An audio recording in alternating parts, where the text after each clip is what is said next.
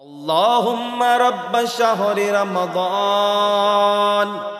الذي أنزلت فيه القرآن وافترضت على عبادك فيه الصيام. بسم اللہ وباللہ والحمد للہ والصلاة والسلام علی رسول اللہ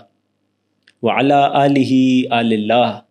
ولا سیما علی بقیت اللہ ولعنۃ اللہ علی اعدائہم اعداء اللہ۔ معزز سامعین کرام، ابتدائے کلام سلام علیکم ورحمۃ اللہ۔ آج کی ہماری گفتگو کا موضوع فروع دین میں سے ایک اہم فرع، احکام اسلام میں سے ایک اہم حکم کہ جسے قرآن مجید میں بھی بیان کیا گیا، اس پر تفصیل سے گفتگو کریں گے۔ آج ہمارا موضوع ایک عبادت، ایک مالی واجب کہ جو پوری امت مسلمہ پر واجب کیا گیا، وہ ہے خمس۔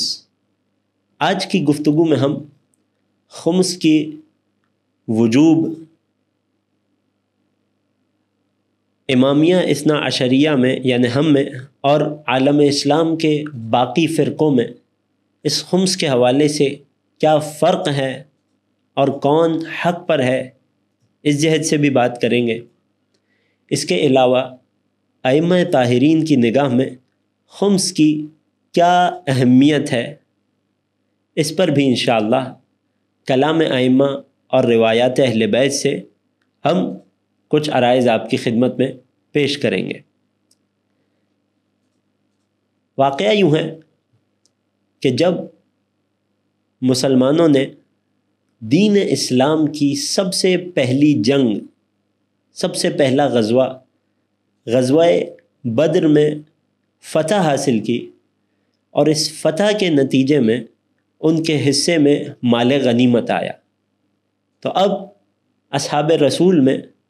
یہ موضوع گفتگو بن گیا کہ اب اس مال غنیمت کو کیسے تقسیم کیا جائے۔ آیا سارا مال رسول کا ہوگا؟ آیا سارا مال پوری امت میں تقسیم ہوگا؟ اس کی تقسیم کیسے ہو اور کس انداز سے یہ ڈیوائیڈ ہو؟ مسلمانوں کی اس مشکل کو پروردگار نے قرآن کی ایک آیت نازل کر کے حل فرما دیا۔ جیسا کہ اس دور میں دستور تھا کہ جب بھی عالم اسلام میں مسلمانوں کو اجتماعی یا انفرادی زندگی میں کوئی سوال درپیش آتا تھا تو رسول انتظار فرماتے تھے کہ پروردگار کی جانب سے وحی نازل ہو، اور اس وحی کے مطابق رسول خدا کا بھیجا ہوا حل لوگوں کے سامنے بیان کرتے تھے، اور اس خدائی حل کو ہم قرآن مجید اور اس کی آیتوں کے نام سے جانتے ہیں۔ جب لوگوں میں یہ بحث چھڑی کہ یہ مال غنیمت جو جنگ بدر سے حاصل ہوا یہ کیسے تقسیم ہو، تو سورہ مبارکہ انفال کی آیت نمبر 41 کا نزول ہوا، جو 10ویں پارے کی سب سے پہلی آیت ہے کہ جس میں خداوند متعال ارشاد فرماتا ہے، بسم اللہ الرحمن الرحیم وَاعْلَمُوا أَنَّمَا غَنِمْتُم مِّن شَيْءٍ، اے لوگوں جان لو کہ جس چیز سے بھی تم غنیمت یعنی فائدہ حاصل کرتے ہو، فَأَنَّ لِلَّهِ خُمُسَهُ، تو اس کا 5واں حصہ، اس کا 1/5 یعنی 20% اللہ کے لیے ہے، وَلِلرَّسُولِ اس کے رسول کے لیے ہے، وَلِذِي الْقُرْبَى اور رسول کے قرابت داروں کے لیے ہے، وَالْيَتَامَى اور یتیموں کے لیے ہے، وَالْمَسَاكِينَ اور فقراء و مساکین کے لیے ہے، وَابْنِ السَّبِيلِ اور حالت سفر میں موجود پریشان حال لوگوں کے لیے ہے۔ پھر خدا ارشاد فرماتا ہے، ان کنتم تؤمنون باللہ والیوم الآخر، کہ تم اپنے مال میں سے یہ 20%، یہ 1/5، یہ 5واں حصہ ادا کرو گے اور تم اس حکم کو مانو گے اگر تم اللہ پر اور روز آخرت پر ایمان رکھتے ہو۔ اس آیت کے نزول نے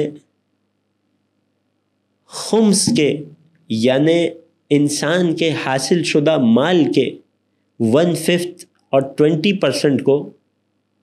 اللہ اور اس کے رسول کا حق ہونا ثابت کر دیا، اور یوں اصل خمس کا ثبوت اور وجود تمام امت مسلمہ میں متفق علیہ ہے، کیونکہ قرآن کی آیت اس پر سب سے بڑی گواہ ہے۔ یہاں پر تمام عالم اسلام اور ان کے برعکس امامیہ اثنا عشریہ میں ایک اختلاف آیا کہ جہاں تک باقی تمام امت مسلمہ سے پوچھا گیا تو ان سب نے یہ رائے اختیار کی کہ یقیناً خمس یعنی 5واں حصہ ہمارے مال پر نکالنا واجب ہے، لیکن فقط اس مال پر کہ جو ایک خاص جگہ سے حاصل ہوا ہو، اس آمدن پر جو ایک خاص جگہ سے آئی ہو۔ اور وہ کون سی خاص جگہ ہے؟ وہ ہے جنگ کے نتیجے میں مال غنیمت کے طور پر حاصل کیا گیا مال اور دولت،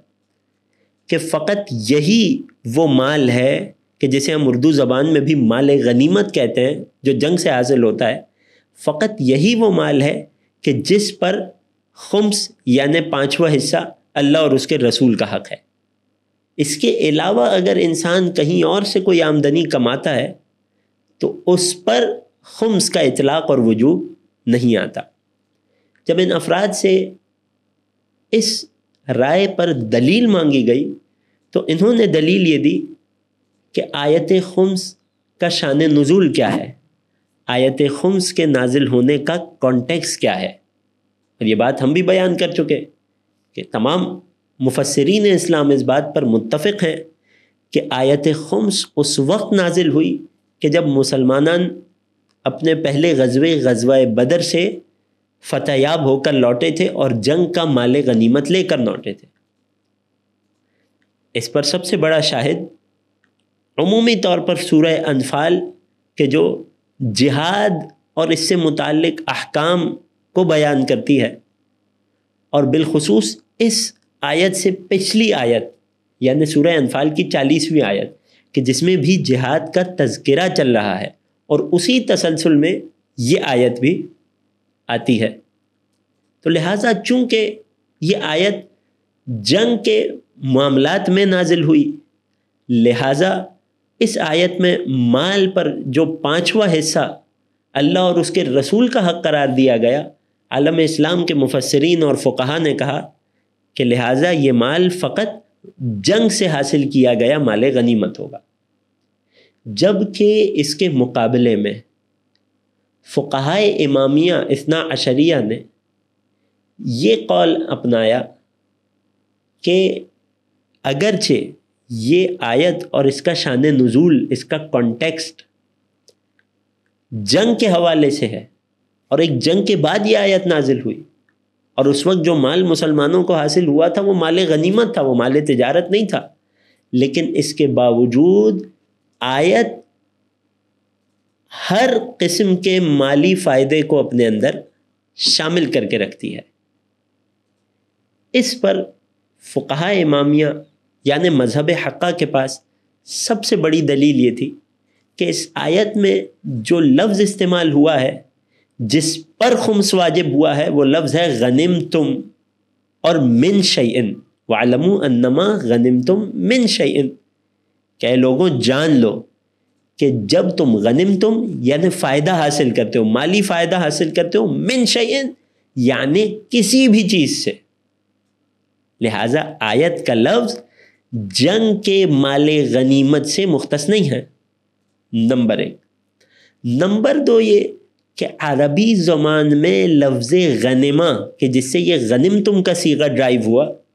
یہ لفظ غنمہ اور غنیمت یہ فقط جنگی مال غنیمت سے خاص نہیں ہے جیسا کہ ہم اردو زبان میں استعمال کرتے ہیں۔ اگر عربی لغات اور ڈکشنریز کا مراجعہ کیا جائے تو بہت واضح طور پر انسان یہ بات جان لے گا کہ عربی زبان میں غنیمت ہر قسم کے مالی فائدے کو کہا جاتا ہے۔ اس کی ایک بہت آسان سی مثال آپ کے ذہنوں کو قریب کرنے کے لیے کہ جب ہم تعقیبات نماز پڑھتے ہیں تو ان تعقیبات میں ایک دعا یہ بھی ہے کہ والغنیمت من کل بر، کہ اے خدا مجھے ہر نیکی، بر یعنی ہر نیکی سے غنیمت یعنی فائدہ عطا فرما، اس فائدے میں یعنی ہر نیکی میں میرا حصہ مقرر فرما، ہر نیکی میں مجھے ایک مقرر فائدہ اور حصہ عطا فرما۔ خود غنیمت کا استعمال نیکی کے ساتھ آنا یہ اس بات پر بہت بڑی علامت ہے کہ غنیمت عربی زبان میں ہر قسم کے فائدے کے لیے استعمال ہوتا ہے، لہٰذا آیت کے الفاظ عام ہیں، کامن ہیں، ان میں کوئی علامت نہیں ہے اس بات کی کہ یہ فقط جنگ سے حاصل شدہ مال غنیمت کے بارے میں ہو۔ نمبر 1۔ نمبر 2 یہ کہ پھر آپ کانٹیکسٹ کا کیا کریں گے، کیونکہ کسی بھی بات کو سمجھنے کے لیے کانٹیکسٹ انتہائی اہمیت رکھتا ہے۔ اس کا جواب علماء و مفسرین شیعہ نے یہ دیا کہ اگرچہ کسی بھی بات کو سمجھنے میں کانٹیکسٹ کی، پس منظر کی اور اسی طرح آیات کو سمجھنے میں شان نزول کی بڑی اہمیت ہوتی ہے، لیکن علماء اصول کے پاس، چاہے وہ اہل تشیع ہوں یا دیگر عالم اسلام کے فرقے ہوں، علم اصول فقہ، وہ علم کے جو قرآن اور حدیث کو سمجھنے کی فہم عطا کرتا ہے اور ایسے قواعد اور ضوابط پر بحث کرتا ہے کہ جن سے قرآن و حدیث کو سمجھا جائے، اس میں علماء میں ایک بہت معروف قاعدہ ہے۔ وہ قاعدہ یہ ہے کہ المورد لا یخصص الوارد، کہ کانٹیکسٹ کبھی بھی اس کانٹیکسٹ میں نکلنے والی بات کو خاص نہیں کر سکتا، اس کے دائرے کو تنگ نہیں کر سکتا، اسے محدود نہیں کر سکتا۔ اگر بات کامن ہے، بات عمومی ہے، تو ہر جگہ وہ اپلائی ہوگی۔ اس کی ایک مثال ہم آپ کو دیتے ہیں کہ اگر فرض کیجئے زید نامی شخص کسی مین روڈ سے گزر رہا ہو، کسی گاڑی پر سوار ہو اور بڑی تیز رفتاری سے سفر کر رہا ہو، جس تیز رفتاری کے نتیجے میں اس کا خدا نخواستہ ایکسیڈنٹ ہو جائے۔ ایکسیڈنٹ کے بعد وہاں کی انتظامیہ یہ قانون بنائے کہ چونکہ زید کا اس روڈ پر ایکسیڈنٹ ہو گیا تھا، لہٰذا آج سے اس روڈ پر ہم سپیڈ لمٹ لگا دیتے ہیں، یا اس روڈ پر پہلے سے لگی ہوئی سپیڈ لمٹ مثلاً اگر 100 مائلز یا 100 کلومیٹرز تھی تو اس کو ہم 100 سے 80 یا 60 پر کر دیتے ہیں تاکہ آئندہ اس قسم کے حادثات سے بچا جا سکے۔ زید کے ایکسیڈنٹ کی وجہ سے انتظامیہ نے اگر روڈ کی سپیڈ لمٹ کو 100 سے 60 کر دیا، اب میرا آپ سے سوال ہے، کیا کوئی شخص اگلی بار اسی روڈ سے، اسی اشارے سے 100 کی سپیڈ سے گزر رہا ہو اور اسے ٹریفک پولیس روکے اور اوور سپیڈنگ پر اس کا چالان کرے، تو کیا وہ شخص یہ جواب یا یہ بہانہ پیش کر سکتا ہے کہ چونکہ جس وجہ سے سپیڈ لمٹ لگائی گئی تھی وہ وجہ تو زید کا ایکسیڈنٹ تھا، لہٰذا زید کو تیز رفتاری سے روکا جائے، مجھے کیوں روکا جا رہا ہے؟ یہ ایک مثال ہے اس بات کی کہ کسی بھی کانٹیکسٹ میں، کسی خاص واقعے میں اگر کوئی حکم صادر ہوتا ہے، کوئی قانون بنتا ہے، تو وہ قانون اس واقعے سے خاص نہیں رہتا، وہ قانون ایک فارمولا اور ایک قانون عام بن جاتا ہے۔ بالکل اسی طرح آیت خمس بھی اگرچہ جنگ بدر کے بعد نازل ہوئی اور اس کا سیاق، شان نزول اور کانٹیکسٹ اگرچہ جنگ کا مال غنیمت ہے، لیکن یہ آیت اپنے عام الفاظ کی وجہ سے فقط جنگی مال غنیمت سے خاص نہیں ہوگی، لہٰذا ہر وہ مال کہ جو انسان حاصل کرے، ہر وہ فائدہ جو انسان اٹھائے، چاہے وہ جنگی مال غنیمت سے ہو، چاہے وہ تجارت سے ہو، چاہے وہ جاب کے نتیجے میں ارننگ ہو، یا چاہے کہیں اور سے بھی ہو، مثلا زمین کے نیچے سے خزانہ اور ٹریجر اس کے ہاتھ لگ جائے، یہ سارے وہ موارد ہیں جو فقہاء نے گنوائے ہیں، اور مزید بھی کچھ ہیں، ہم یہاں مثال کے طور پر بات کر رہے ہیں۔ یہ سارے وہ موارد ہیں کہ جہاں انسان کو مالی فائدہ ہوتا ہے، لہٰذا وہ اس آیت کے حکم میں شامل ہیں، اور ان پر انسان کے لیے خمس نکالنا، یعنی اس کے 5ویں حصے کو، جو سیونگز اس کے پاس بچ جاتی ہیں، اس کے 5ویں حصے کو نکالنا اس پر واجب ہوتا ہے۔ یہاں یہ بات بھی واضح رہے کہ خمس سے بات کرنے کی اور خمس کے ٹاپک کو ڈسکس کرنے کی 2 اینگلز ہیں، 2 جہات ہیں۔ ایک اس کی فقہی جہات ہے، وہ فقہی جہت کہ خمس کب واجب ہوگا، کتنی مقدار میں واجب ہوگا، کن کن اشیاء پر واجب ہوگا، اور کن اشیاء کو خمس سے استثناء ہے۔ ایک یہ ساری بحثیں ہیں، اور ایک ہے خمس کی بحث کا دوسرا اینگل، وہ ہے خمس کا عقائدی پہلو، خمس کی بحث کا نظریاتی پہلو۔ یہاں ہم خمس کے فقہی مسائل کو ڈسکس نہیں کر رہے، یہاں ہم خمس سے متعلق عقائدی پہلو اور نظریاتی پہلو کو، یعنی آئیڈیولوجیکل ڈسکشن کو آپ کی خدمت میں پیش کر رہے ہیں۔ لہٰذا فقہی مسائل کی تفصیل کو جاننے کے لیے علماء سے رجوع کیا جائے۔ جب یہ بات واضح ہو گئی کہ آیت خمس میں خمس کا قانون عمومی ہے، اور اللہ نے جس طرح سے مسلمان فقراء اور تنگ دستوں کے لیے زکوٰۃ کو واجب قرار دیا تاکہ اس زکوٰۃ کے مال سے ان افراد کی مدد کی جا سکے،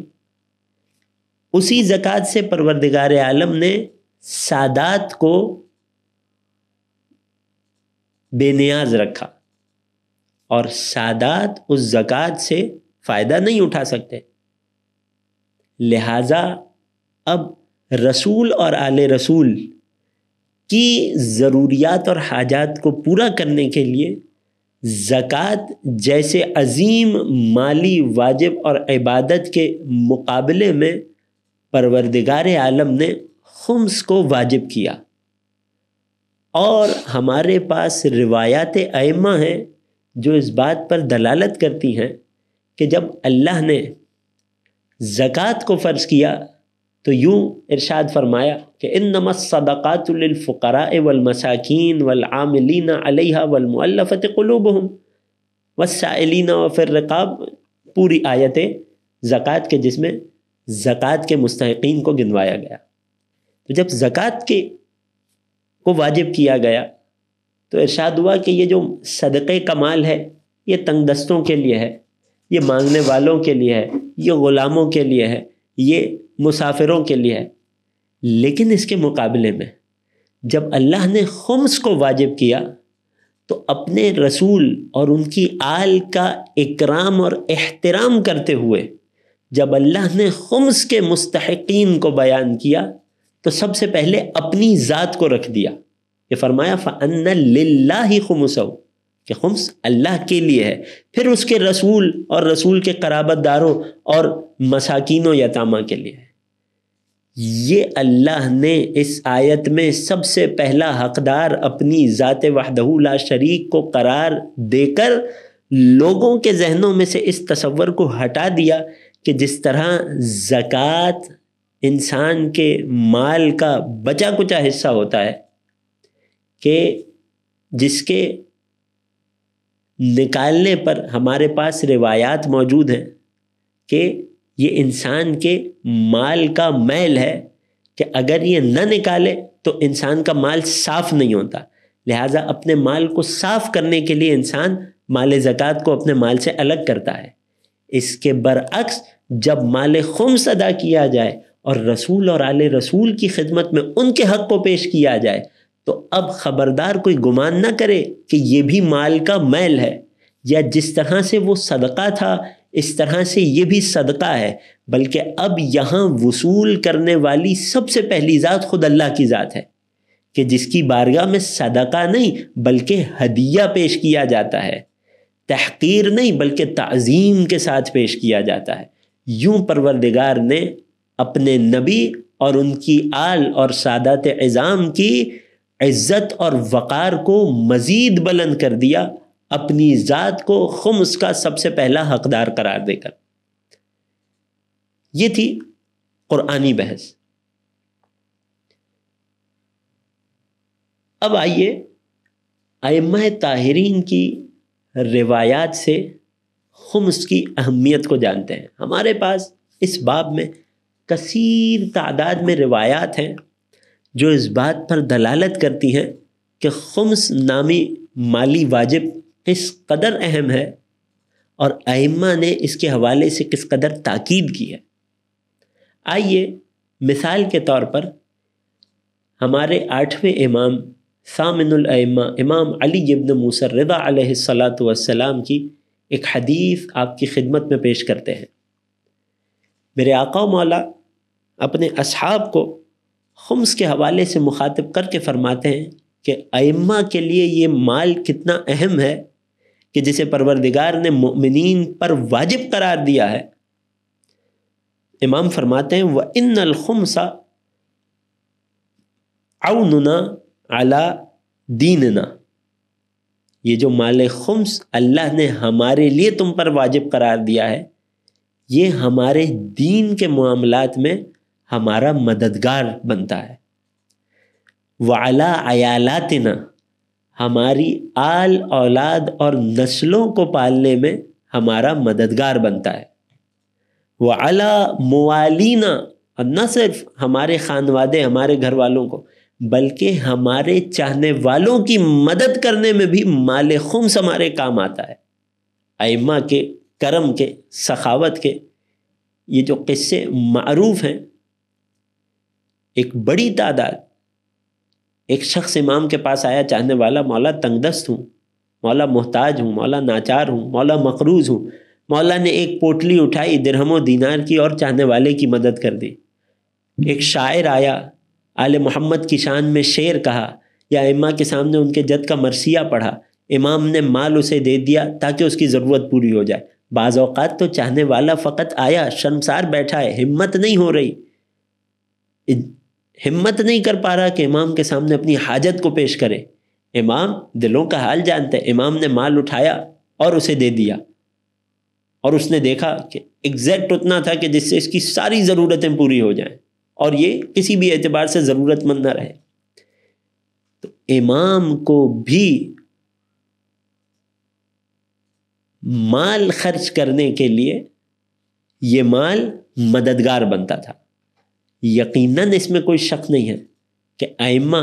ہمارے مال کے محتاج یا اپنے چاہنے والوں کے مال کے محتاج نہیں تھے۔ یہ وہ ہستیاں تھیں کہ اگر خاک کو اشارہ کرتے تو سونا بن جاتی، لیکن علل و اسباب کی دنیا میں ظاہری قانون قدرت کے تقاضوں میں رہتے ہوئے جس انداز سے ائمہ زندگی گزارتے تھے، اس انداز میں مال خمس کی ائمہ کی حیات میں بہت اہمیت تھی، جس کو امام رضا آگے بیان فرما رہے ہیں۔ پھر فرماتے ہیں وَنَشْتَرِي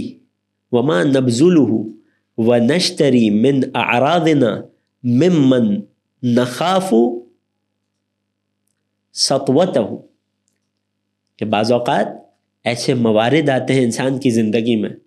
خاص طور سے جتنا بڑے مقام و مرتبے والا انسان ہو، کہ بعض اوقات فقط معاشرے میں ظالموں کے سامنے، کم ظرفوں کے سامنے، دشمنوں کے سامنے اپنی عزت برقرار رکھنے کے لیے اور ان کے سامنے اپنی تنگ دستی کو چھپانے کے لیے، اپنے وقار کو برقرار رکھنے کے لیے انسان کو مال خرچ کرنا پڑتا ہے۔ امام فرماتے ہیں کہ اس دشمن کے مقابلے میں، کہ جو چاہتا تھا کہ ہمیں ہمارے وقار کو کم کر دے، لوگوں کی نگاہوں میں ہماری حرمت کو کم کر دے،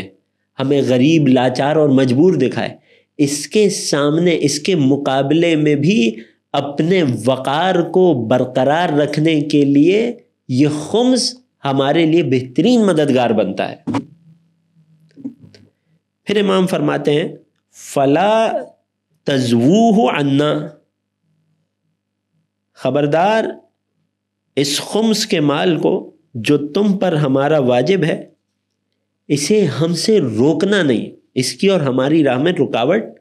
نہیں بننا۔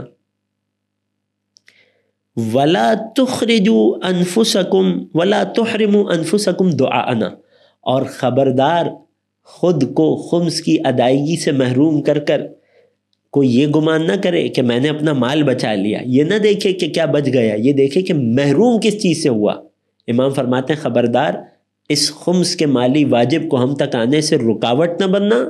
اور خبردار اپنے آپ کو ہماری دعا سے محروم نہیں کرنا۔ پھر امام فرماتے ہیں ما قدرتم علیہ، جس کی جیسی جب تک استطاعت ہو، جس کی جتنی قدرت ہو، فإن اخراجکم مفتاح رزقکم، کیونکہ خمس کو اپنے مال سے ادا کرنا، امام نے، یہ بہت اہم نکتہ ہے، توجہ کیجئے گا،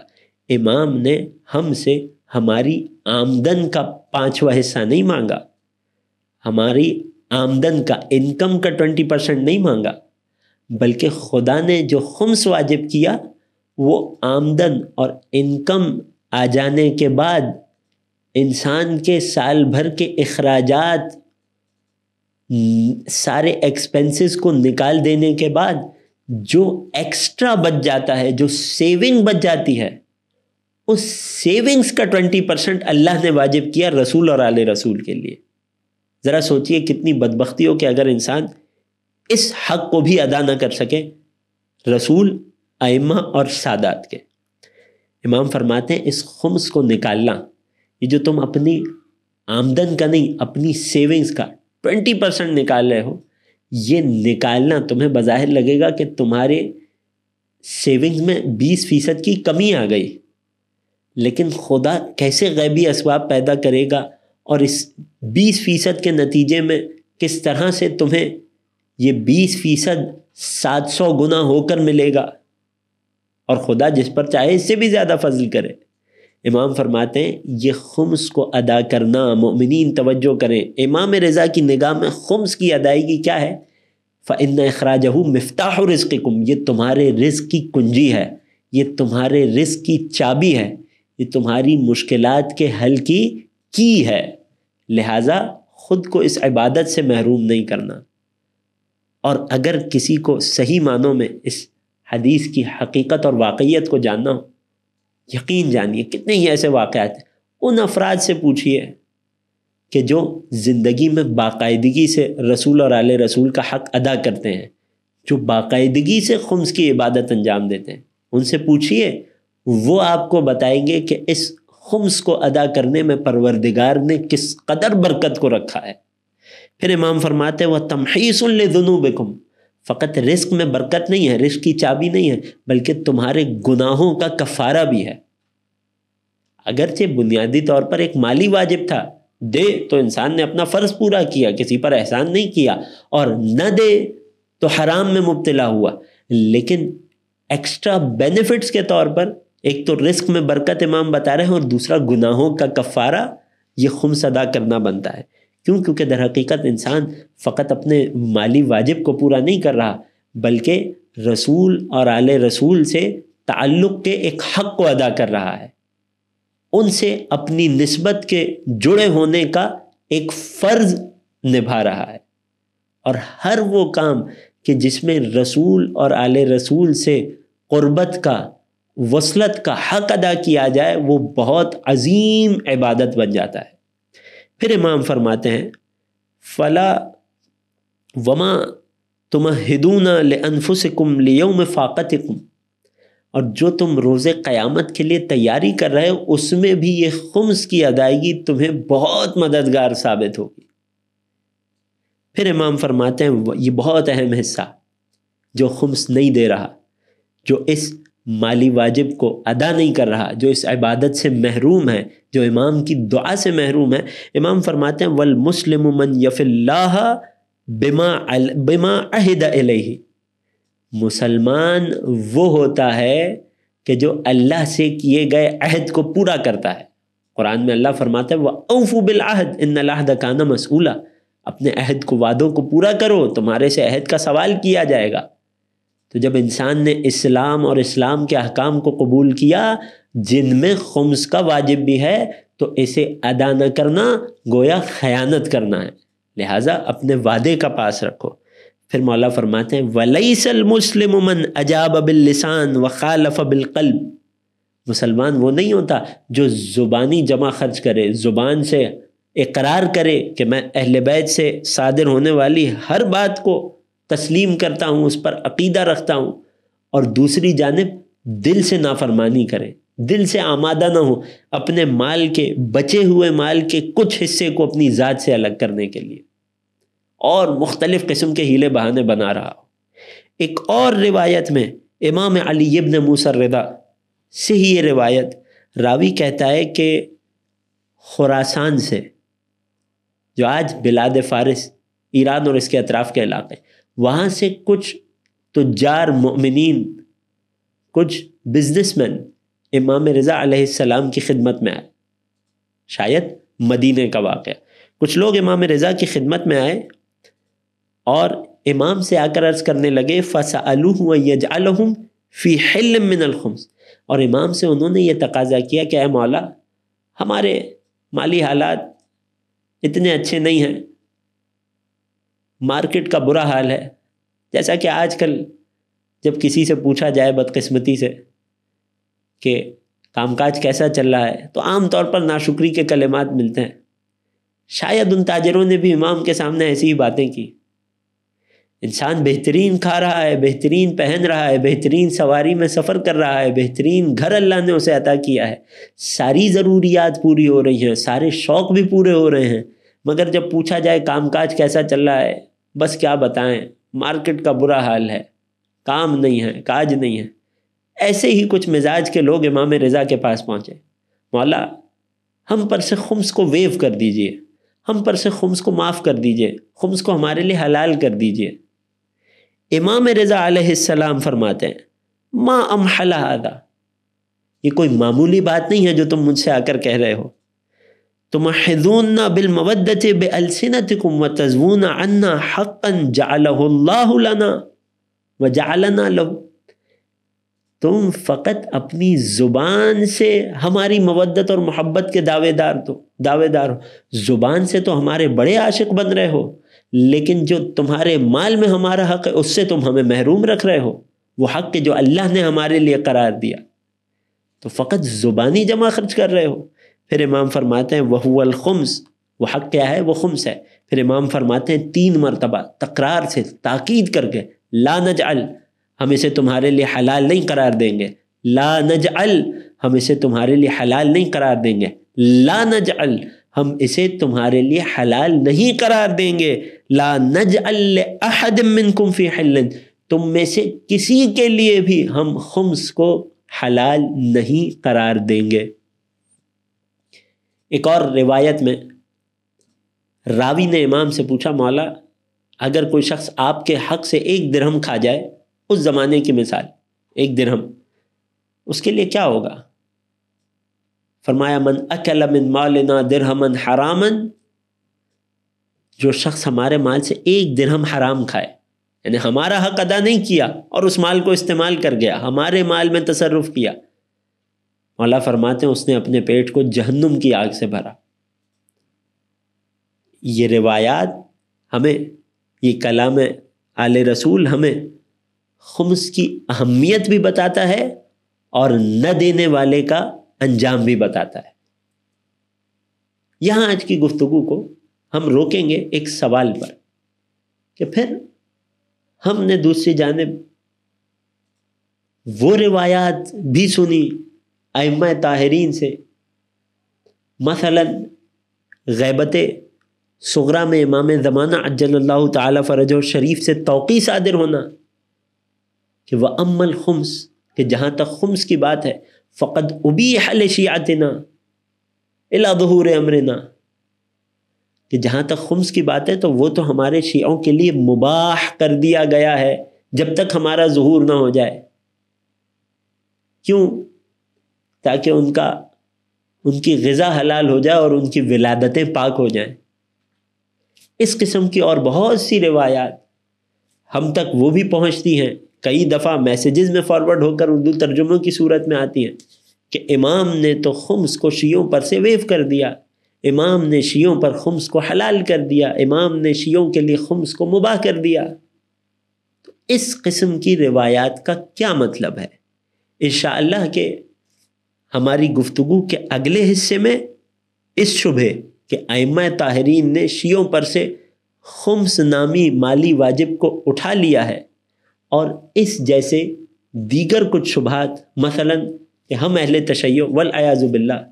زکوٰۃ جیسے اہم فریضے کے جس کا قرآن میں بار بار تذکرہ ہوا، اس سے زیادہ ہم خمس کو اہمیت دیتے ہیں جس کا تذکرہ قرآن میں صرف ایک بار ہوا، اور اس قسم کے کئی اور شبہات جو اس خمس نامی مالی واجب پر اٹھائے جاتے ہیں، کچھ اعتراضات، کچھ اپنوں کی جانب سے، کچھ غیروں کی جانب سے، ان کا ہدف کیا ہوتا ہے، ان کا جواب کیا ہے، اور کیوں بالخصوص اسی مالی واجب اور اسی عبادت کو ٹارگٹ کیا جاتا ہے، اور کیا ایسی مصلحت تشیع کی جڑی ہوئی ہے اس خمس نامی عبادت سے۔ انشاءاللہ گفتگو کے دوسرے حصے میں